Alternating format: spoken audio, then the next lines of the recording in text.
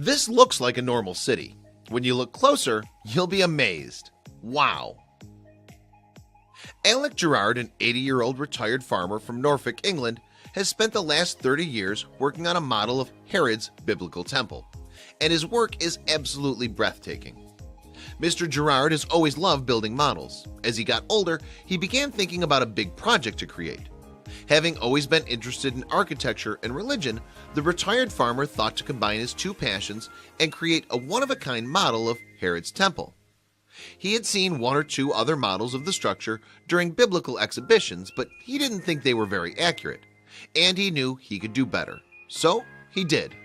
He started when he was in his 40s. He spent the first 3 years just researching the biblical temple and then began constructing the model. Oh, and it's 100% by hand. He cut the plywood frames of the temple walls, baked all the clay bricks in the oven, and then stuck them together, and even sculpted and painted 4,000 half-inch figurines and dressed them in costumes. It looks absolutely amazing. Gerard says, "I've been working on it for decades, but it will never be finished as I'm always finding something new to add." According to historians, Gerard's temple is the most accurate model of Herod's temple, and they believe this is how it would have looked before it was destroyed.